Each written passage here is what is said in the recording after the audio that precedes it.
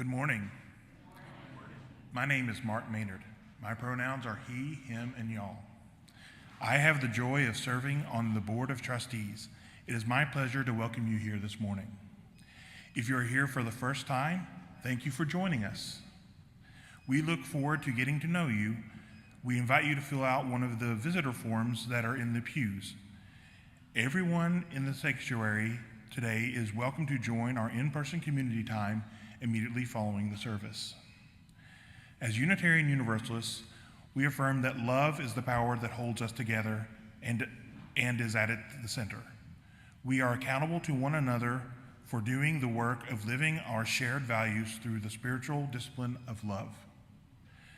All are welcome to join us in the potluck across the foyer in Unity House after the service in Unity House.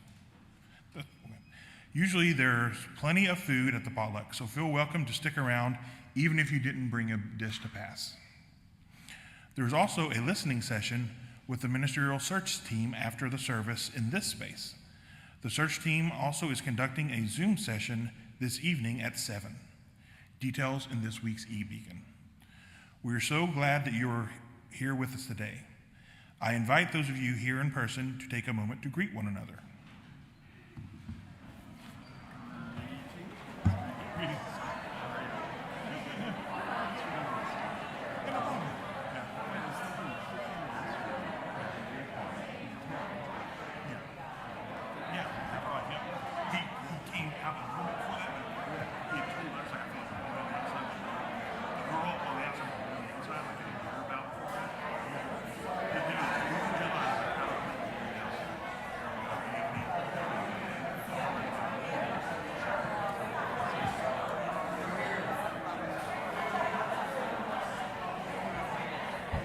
Good morning.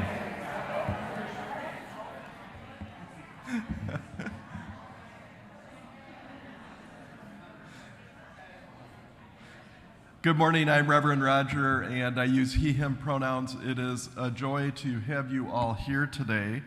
Our chalice lighter this morning is Charles, who is 10 years old. Charles looks forward to serving and eating a bunch of canned fishies during the kids' time. And also, July 4 will be the 5th anniversary of Charles choosing a new name. Let's join in the chalice lighting words. We are Unitarian Universalists. This is the church of the open mind, the loving heart, the helping hands. We take care of the church and each other.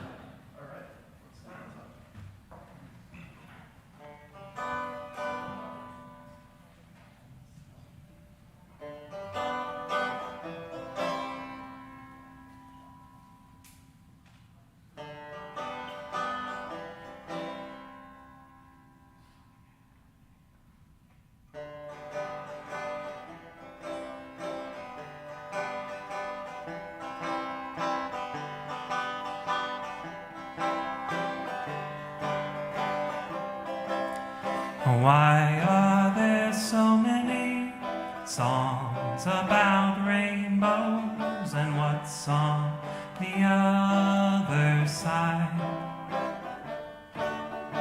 Rainbows are visions, but only illusions. Rainbows have nothing to hide. So we've been told, and some choose to believe it. I know they're wrong, wait and see. Someday we'll find it, the rainbow connection, the lovers, the dreamers, and me.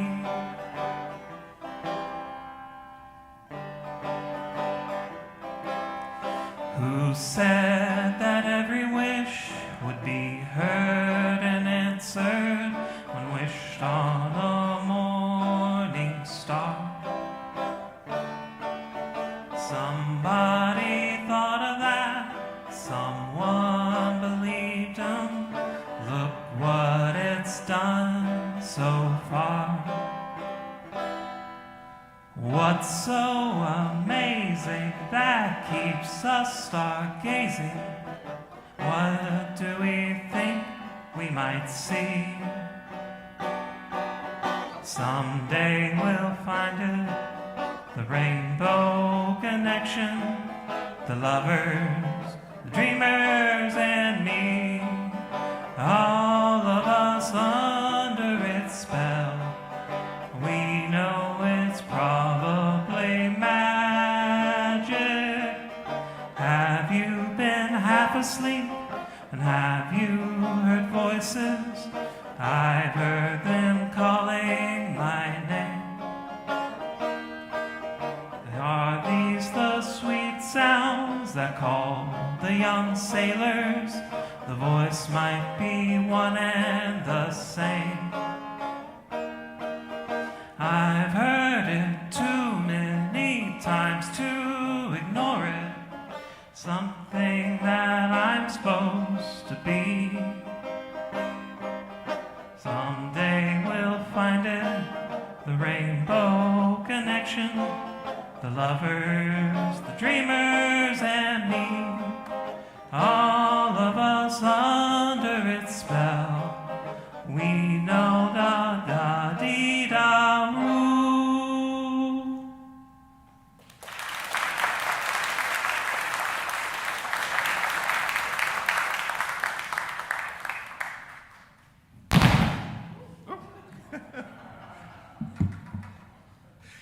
I have the honor today of reading the opening words that our worship associate Jay Cohen wrote. So this is Jay's experience coming through my mouth. Today is the Chicago Pride Parade, and on this day every year, I think back to one of my best Pride memories. It happened in 2014 when the state of Illinois legalized same-sex marriage. My husband Terry and I marched in the Chicago Pride Parade with the It Gets Better project. This picture was taken after we had just finished. The parade route stretched for 2.5 miles, lined with wall-to-wall crowds, many rows deep. Estimates range from 1 to 2 million people. People of every age and background filled the streets. The cheering, hooting, and celebration was deeply emotional for so many of us. We never imagined we would see marriage equality in our lifetime, and we were exuberant. Jay goes on, I've been going to Pride activities since 1988, and in the earlier years, it felt different. There were not as many allies there. We were happy to be with each other, but we were still outsiders, especially during the HIV crisis. Among ourselves, we were loud and proud, demanding basic civil rights and dignity. Pride was joyful, yes, but it was also protest. It was visibility. It was pushing for acceptance. Through the years, Pride has felt different at different times. Sometimes it feels like celebration. Sometimes it feels like acknowledgement. Sometimes it feels like fighting for justice. As we gather today, there is a lot to protest. Rights are being stripped away, especially for our gender-diverse siblings, making Pride feel urgent again. Books and classroom discussions about LGBTQ+ lives are being censored, and efforts are underway to remove so many protections that we have fought hard to attain. There is real harm happening every day, even though this often gets buried in the endless news cycle. My hope has always been that one day Pride can simply be a party, a full celebration of freedom and belonging. Until then, it is my hope that we keep showing up for one another so we can stay strong. I am grateful to be part of Unitarian Universalism, a tradition that has long chosen justice, love, and courage. May we all live into greater freedom together.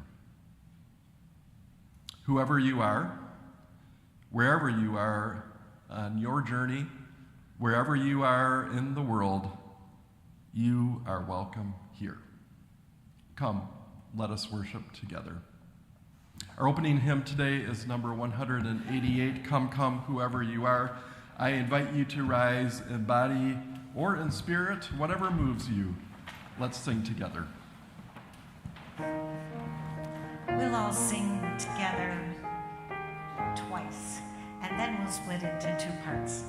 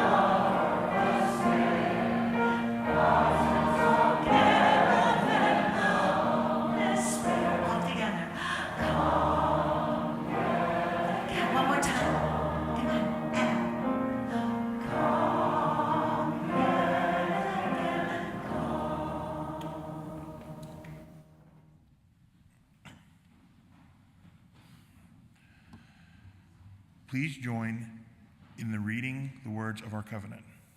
Love is the doctrine of this congregation. The quest for truth is its sacrament, and service is its prayer. To dwell together in peace, to seek knowledge and freedom, to serve humanity in fellowship, to the end that all souls shall grow into harmony with the divine. Thus we covenant with each other and with God.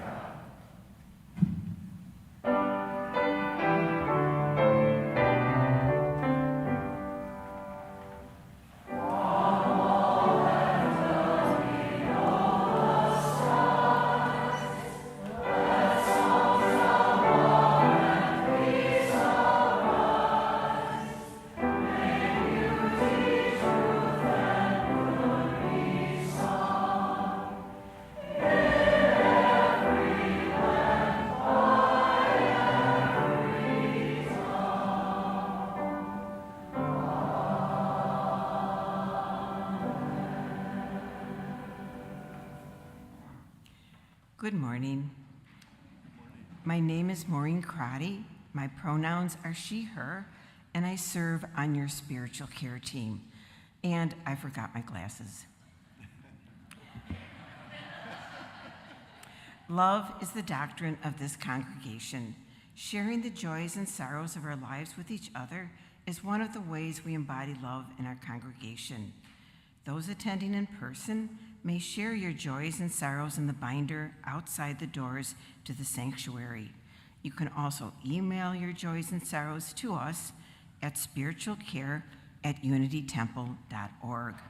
If you would like to talk with someone about what is on your heart, please feel welcome to contact the spiritual care team. We are here to listen and sit with you in times of both joy and sorrow. Here are the joys and sorrows that were shared this week. Brian Hantz, Mario Gastelum, and Jason Stegmuller share that they are proud to be walking in the Chicago Pride Parade today with the Chicago Coalition of Welcoming Churches. They are representing Unity Temple at the parade. Happy Pride. From Eli Engstrom, there's a lot to share, some joyous, some bittersweet. I will do my best to exercise brevity.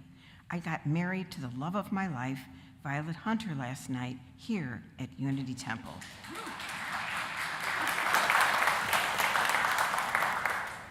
I am privileged to share in her music here today with all of you, our chosen family, and then for the rest of my life. We found strength, love, and community here, and we are saddened that today will be our last service. We embark on our next journey this Wednesday to Houston, Texas. We will miss all of you and all the love and support we received over the past 6 months. Know that wherever we go, Unity Temple will always have a special place in our hearts. We know that we hold some joys and sorrows in silence.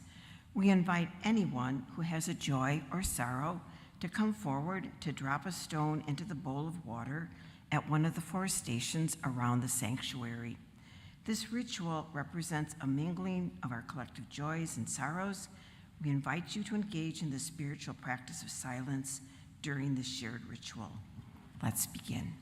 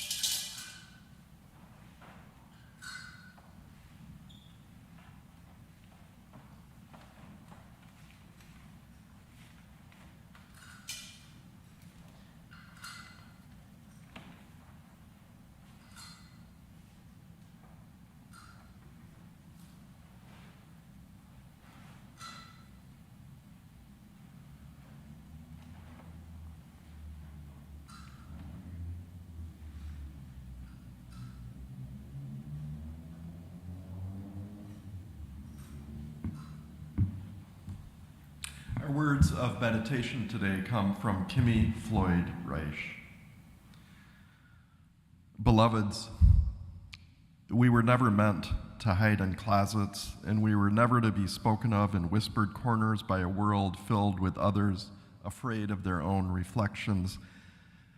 We are from the flame of Channing's truth, Olympia Brown's relentlessness, in Lou Alcott's defiance of societal expectation, and Thoreau's solitude of freedom, freedom of solitude. We are here, heirs of a theology that says love is love, the soul is not gendered, that covenants live in hearts, not courtrooms. Laws can be cruel and narrow, but our faith remains wide, widening still more until every child hears their pronouns in liturgies, and every parent of a trans child hears the entire congregation reflect back, you are not alone in the face of their fears. This world may pass bans, overturn laws, rewrite constitutions, threaten us, but our marriages were holy before they were licensed, and our identities were sacred before we had names. Today, again, and every day, bless those coming out and those staying in. Bless the drag, bless the transitionings, bless the questioning, bless the kinfolk, bless our chosen families, and bless us. Because we have faced ourselves, loved ourselves, saw ourselves, and we declare we are beauty and goodness and unicorns with a bit of rainbow and a lot of heart. We gather now in the wake of efforts to erase is a sign that we are not so easy to erase, and knowing that we are literally love becoming. We were never meant to hide. We were always meant to blaze.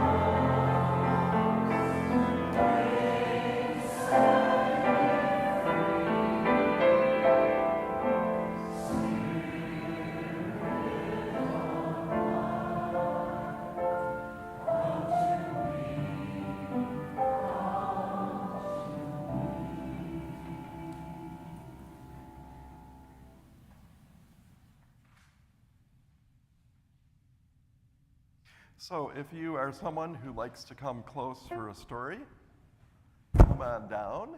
Try not to hit my microphone again. This story is called A Book of Authenticity, and it's by Susan Verdi, and art is by Peter H. Reynolds. Hi, good to have you down here. All right. So either of you know this book? I do. Yeah, okay. So, but when you're ready, I just... Yeah. I didn't until Reverend Emily said, this might be a good book for today. So there are things about me that make me different. Sometimes I stand out in a crowd. Sometimes I am not seen at all, and I feel alone. I start to ask, why can't I blend in, fit the mold? Maybe I am too little or maybe too much, but when I stop and look, I see nothing in this world is exactly the same. Difference is what makes life beautiful and miraculous. And when I show who I truly am, I can find my joy, my spark. I have something to contribute. I can't hold back or hold it in. I am someone to be celebrated. I am me. I can have my own style and decide how I want to show up in the world. I can be grateful for my hair, my skin, my size, because they are all me. I can be proud of my body and thankful for all it can do. I can't do that, but never could either. Can you? That's cool. I can embrace that I am perfectly imperfect because that is what makes me interesting. Scree playing a violin that sounds like it actually doesn't sound super great.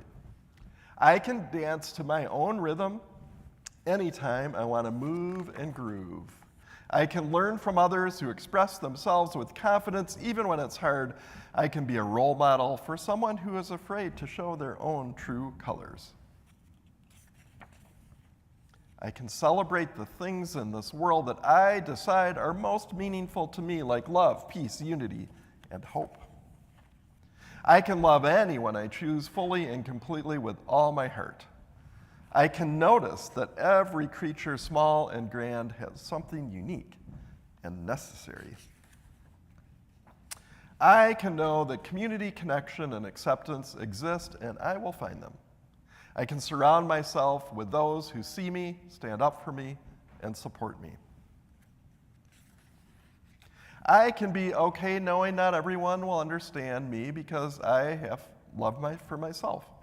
I don't need to hide away, hold back, or compare myself to anyone else because I am me and I matter.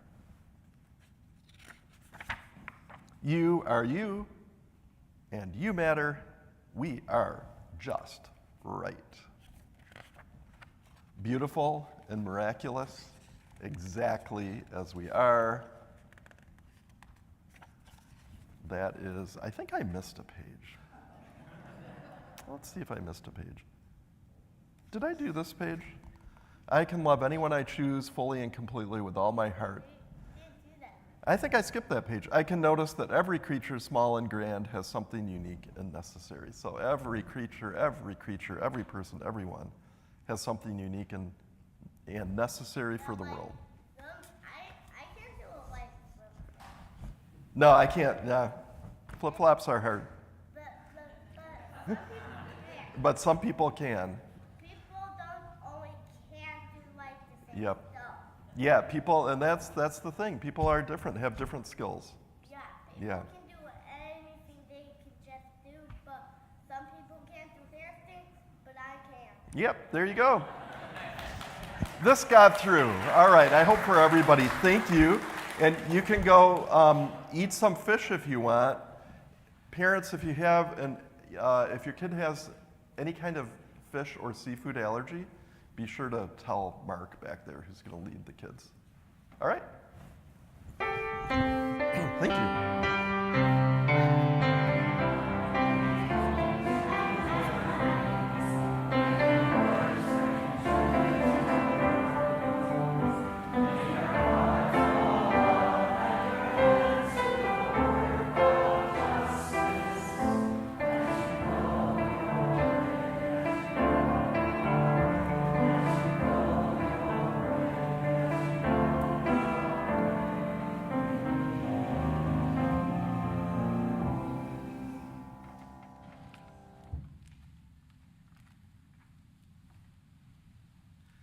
You can find directions for giving to our offering today on the screen and in the order of service. And each week, Unity Temple splits the offering evenly between the programs and mission of this congregation and an organization that is in sync with our mission and purpose in the world. This week, the other half will go to Trans Upfront, Illinois. Trans Upfront is at the forefront of advocating for trans rights in partnership with other organizations throughout the state of Illinois. Their work spans across diverse sectors, including families, schools, workplaces, organizations, and corporations, where they drive impactful conversations and implement strategies for inclusive policies and practices. Through consultation, training, and advocacy, they help clients navigate complex issues around gender identity and expression, creating environments where everyone, regardless of their gender identity, can thrive. And you can find more information at transupfrontil.com. May what you give transform the world, and may it help transform you as well.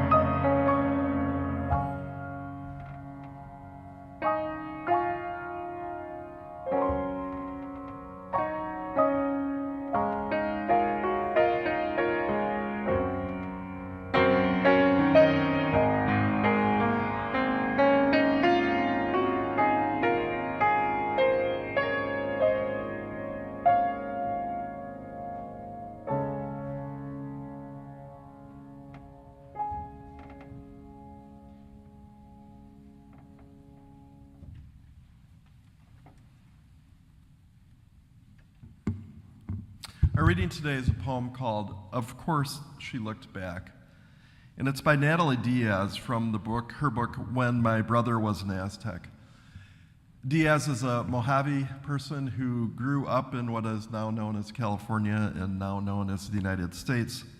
She is an enrolled member of the Gila River Indian tribe.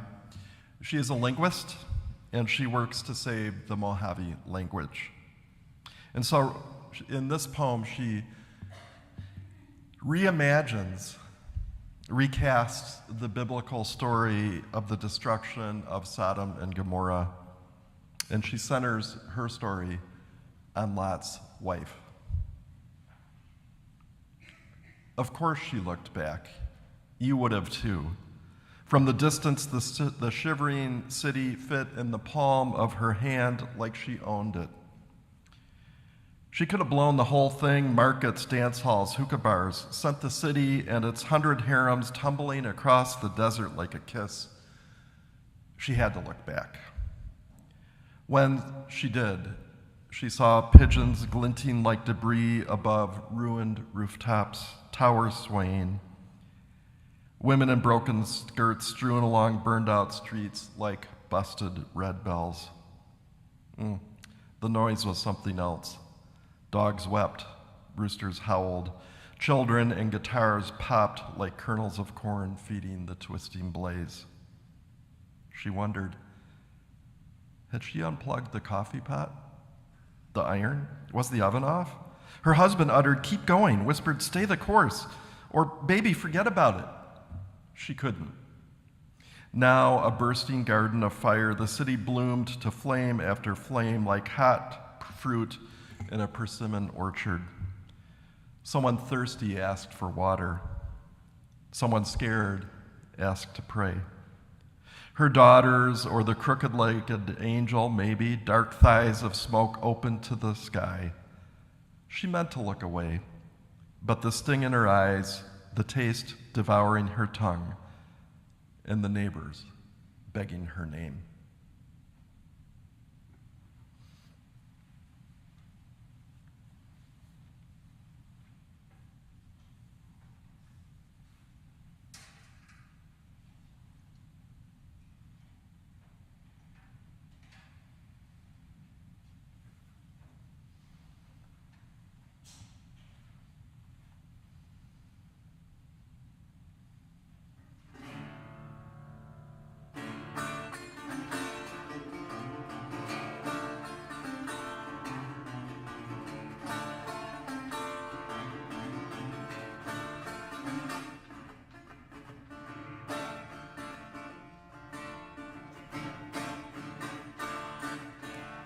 Baby, you've been going so crazy.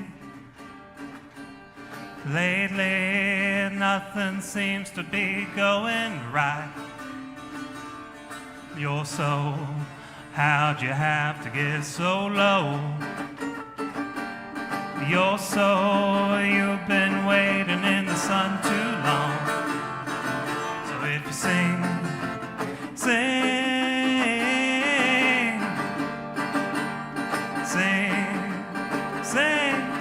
sing, for the love that you bring won't mean a thing unless you sing.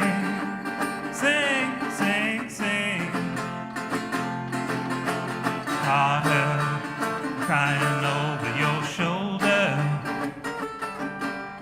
Hold her, tell her everything's gonna be fine. Surely you've been going to hurry, 'cause nothing's gonna be stopped now. So if you sing,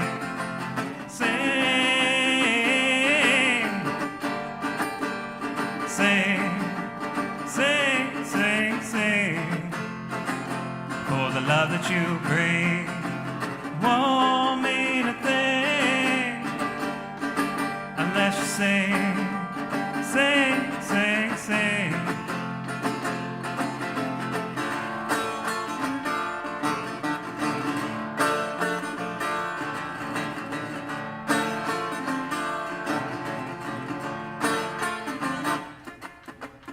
maybe something going on today.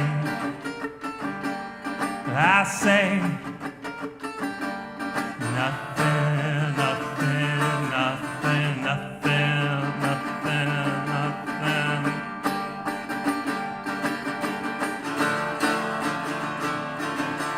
If you sing, sing,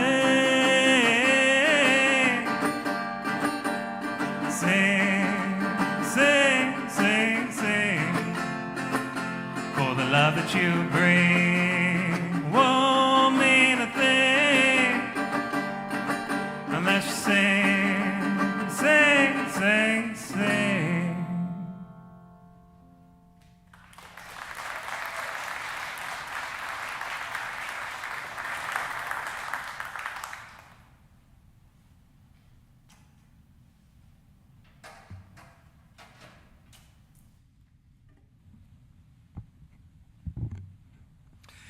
In 1960, Valerie Saving wrote a groundbreaking essay called The Human Situation, A Feminine View. Her essay deconstructed the mainstream Western theological understanding of human sin and salvation. That understanding, for the decades preceding, proclaimed by male theologians like Reinhold Niebuhr, declared that the pathway to human salvation is selflessness. Saving wrote that this understanding might make sense for that 1950s Mad Men male ego bent on hoarding power and control, indeed developing a sense of selflessness among the mad men of that time, or today, starting at the top of our country, would be enormously helpful for society.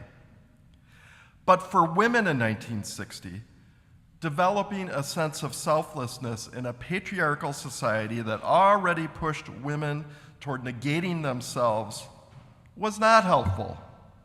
For women in a patriarchal society, asserting their needs, their worth as individuals is the pathway to greater individual and societal salvation.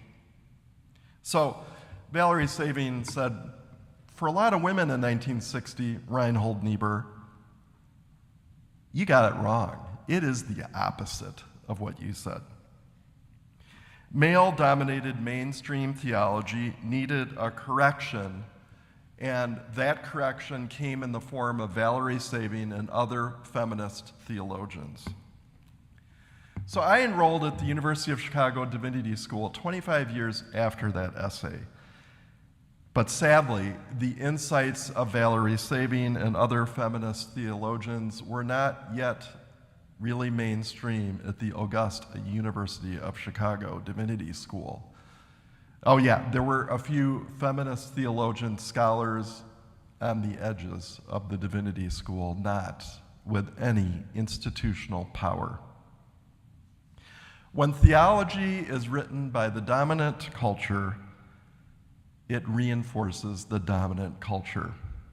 And so mainstream Western theology has tended over the centuries to reinforce patriarchy, colonialism, heterosexism, the gender binary, white supremacy, on and on and on. And so in the face of dominant mainstream theology that reinforces these values, we need movements like feminist theology to deconstruct and build theology in a new way. And queer theology is another such movement, much needed. And let me say a word about theology, because if you think, why is he talking about God? I don't believe in God. The root is God. I'm not talking about it that way. I'm talking about theology as your construct for meaning and purpose and understanding in the world. It can include God, it cannot include God, it might sometimes include God and other times not, depending on the day and time. Whatever. So, queer theology. The word queer, which is favored by many of the brave creators of this new form of theology in the last 20 years or so, historically though, queer has been one of those derogatory terms hurled at people whose identity doesn't fit the heterosexual, gender binary, either or construct of dominant Western culture. I remember not so many years ago when many would-be allies of queer liberation and inclusion were kind of queasy that some people were using that term for themselves. So let's be clear, embracing and using the term queer as a label for oneself for this movement of inclusion, liberation, and justice, well, that is itself a conscious act of resistance. Resistance to the gender narrow binary, heterosexism. So again, reclaiming the word queer is an act of resistance. It turns this insult on its head. Which brings me to the poem I just read by Natalie Diaz, the biblical story of Sodom and Gomorrah, which she has turned on its head. There was another early feminist theologian named Phyllis Tribble who coined the word texts of terror to describe those verses in the Bible which have been used to terrorize, oppress, and sometimes murder people. This text that we heard, Sodom and Gomorrah, has been used in these terrible ways for too long. And to do that, to make that story work in a terrifying way, you have to kind of overlook some important things in the story.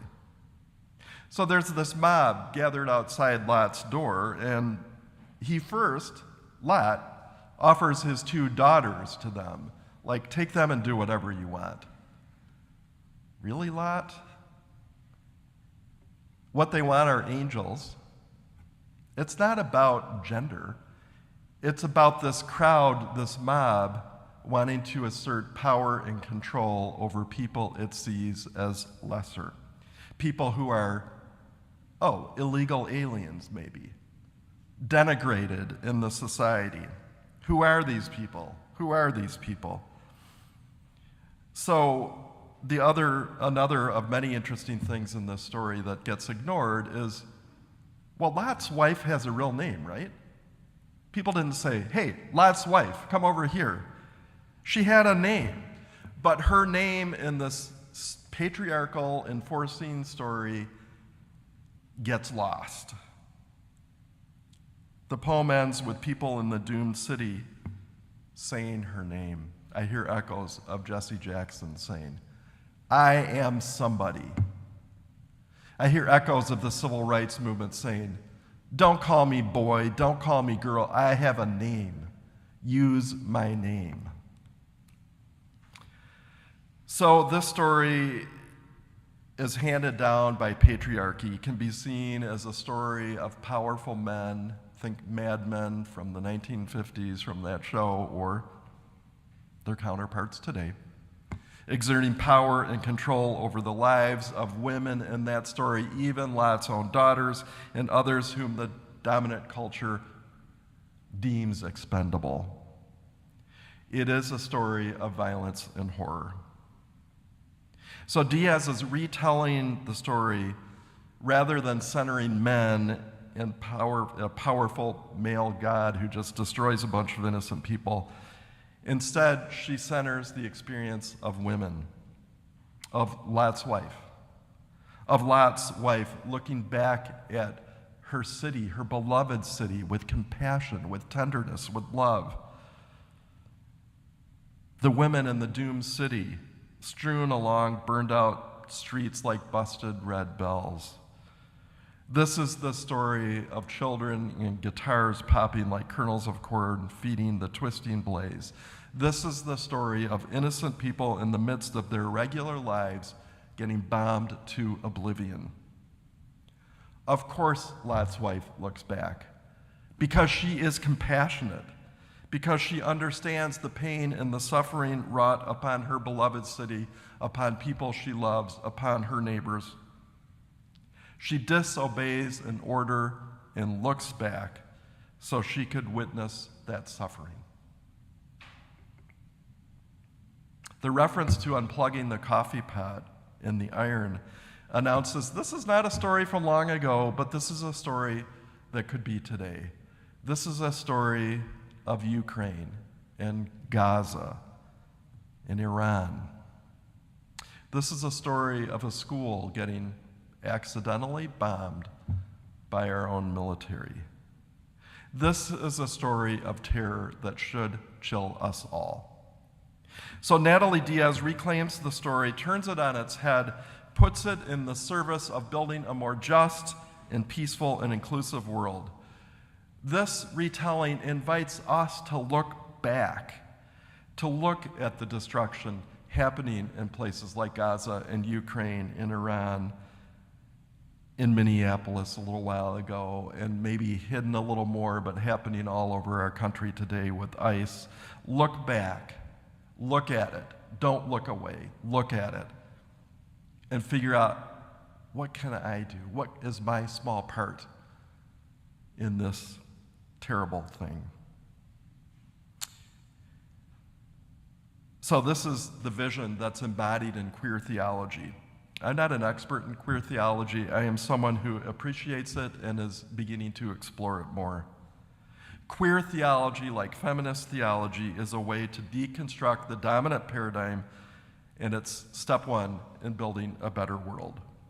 Queer theology, like feminist theology, offers a fresh and much-needed correction to this long dominant patriarchal theology that has propped up too many terrible things.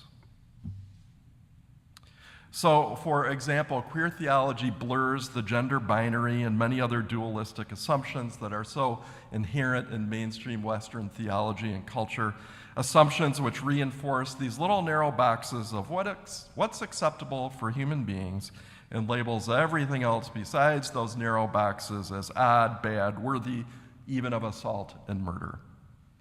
Queer theology rests on the understanding that there are so many different ways to be a human being, so many different ways to understand oneself. It blows up this dualistic binary viewpoint that says, check one, male or female, check one, straight or gay. Oh, and if you check the wrong box, by the way of those, you're going to be persecuted. Not surprisingly, in the face of this effort to blow up the you are either this or that construct, there is a fierce backlash going on. So in this country, we have efforts to force people to legally to select male or female with no other choice. We have laws and regulations to deprive people who don't identify as that assigned gender when they were born, to deprive them of needed medical care. We have groups working to delegitimize any form of marriage that is not between someone who checks the man box and someone who checks the woman box. I'm someone who grew up even more in that world of either or box choices. I was assigned male at birth and told by society, this is what a male looks like, acts like, dresses like, and that narrow box never really worked for me. From the vantage point I have now, I needed more than this narrow female or male option. A queer friend wondered lately, maybe, are you queer adjacent? Oh, I kind of like that one. I think that may work for me. I'm just thankful to have the opportunity to explore all of this that I didn't have as a kid. And I'm mindful that I'm able to do that because of all the other privilege I have in this society as a white guy. So what would our nation look like if everybody could freely explore who they are, if everybody could come to their own understanding of who they are, how they want to be in the world, and what they want to be named? Queer theology says, what would that world look like? Well, it would be a beautiful world. Queer theology says, that's the world we need to build, a world where everybody, every single person, gets treated with dignity and respect that every single person deserves. A world where everyone can flourish. So queer theology puts love and compassion at the center. Love and compassion for the self, as each of us is. Love and compassion for others as they are. Love and compassion. So, another reason that I picked the poem for today's reading is that in defying the order not to look back in the face of a threat she'd be killed, she looks back, right? Lot's wife. And in doing that, she centers love, she centers compassion. Of course, she turns around and looks back. You would too, if you are compassionate. Or maybe you would have stayed because you chose to stay. Or maybe you wouldn't have looked back because you said, I got to save myself and my kids and try to build a better world somewhere else. Whatever your choice is, if it's guided by love and compassion, it is the right choice. So I don't want to be interpreted today as suggesting everyone needs to be a martyr like Lot's wife. Disobey knowing you're going to be killed. This is a story, right? It's a mythical story. It's metaphor. And it feels especially important for me to say, if you are somebody who is in the crosshairs of oppression, you are not required to be the person to look back, to stand up, to fight. You are the most at risk. And so answering the call of love and compassion may be better, really, or not better, but let's have some of the people who aren't in the crosshairs do some of that. The people with privilege, like myself. That's what I need to do. In the opening words I read from Jay, he shared about being involved in pride activities, a parade in 1988. He shared that there were not as many allies then, how people were happy to be with each other, but were still outsiders, especially during the HIV crisis.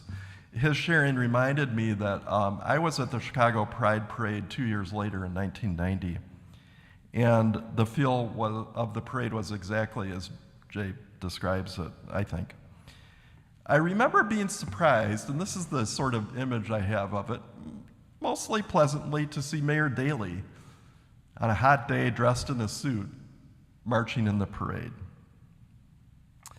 I say mostly pleasantly surprised because, man, he looked uncomfortable being there. He looked like he would rather be any place else in the world, but he knew these people vote, so I better be there. So he gets credit for being there, but I long for the day when every politician everywhere, not just blue cities, doesn't have to fake being happy to be at a parade. I long for the day when they show up, or at least don't try to make it illegal. So progress toward justice and inclusion in our country today is often stalled and going backwards. There is, as Jay says, a lot to protest. There is. Spot on, Jay. There's a lot of real harm being done each day. So in the face of this, friends, what is the good word of our UU faith?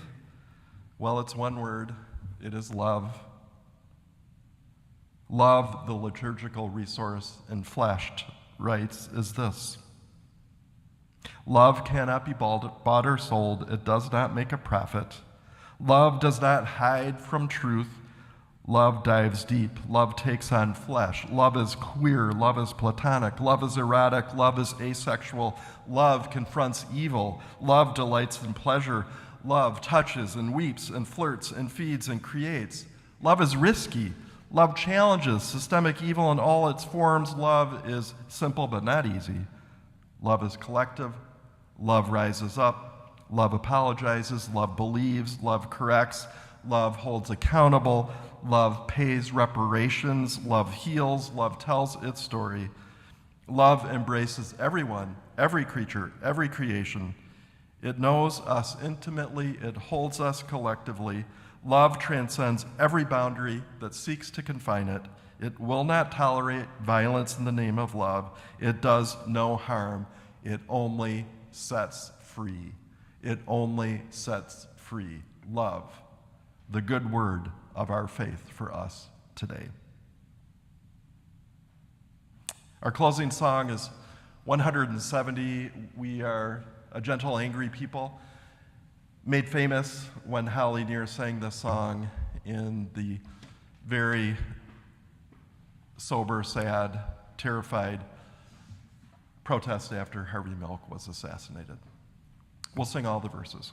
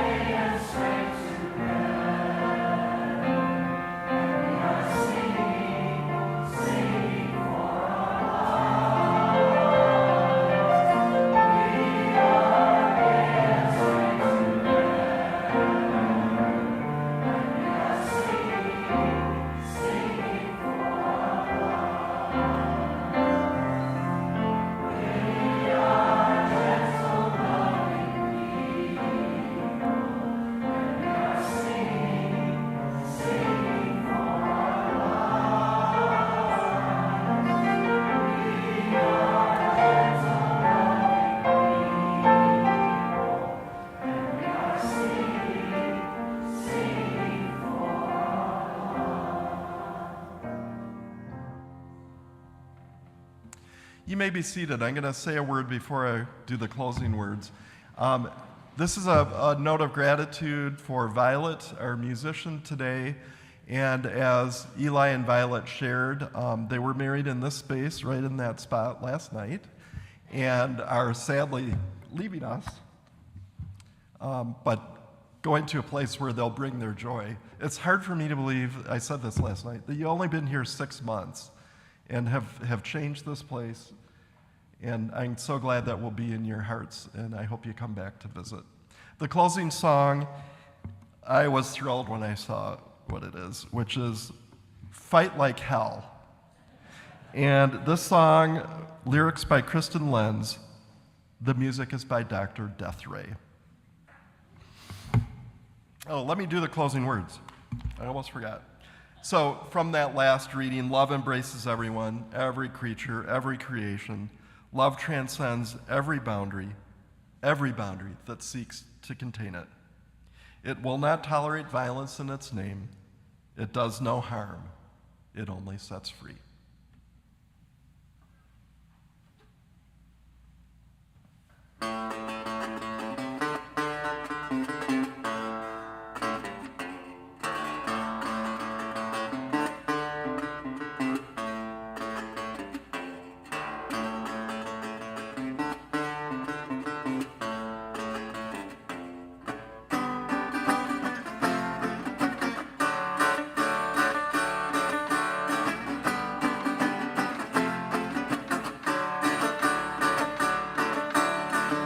For the dead and I fight like hell for the living, for the living. Pray for the dead, fight like living, for the living. Pray for the dead, fight like hell for the living, for the living.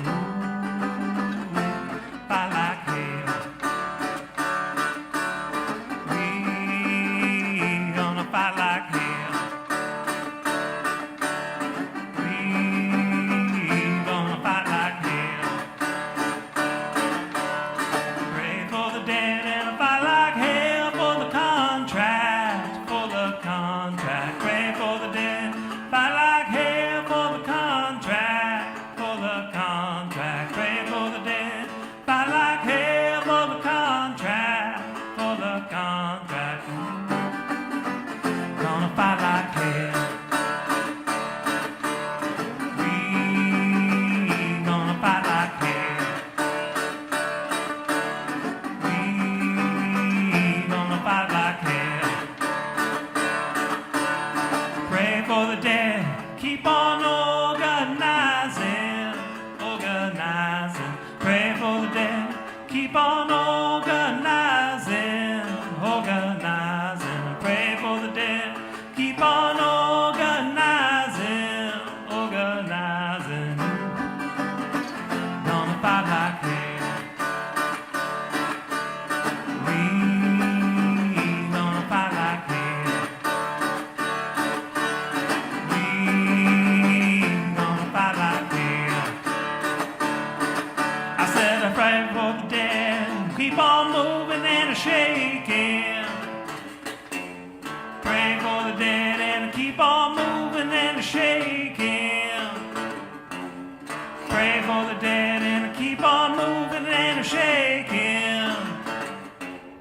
Ooh, gonna fight like hell.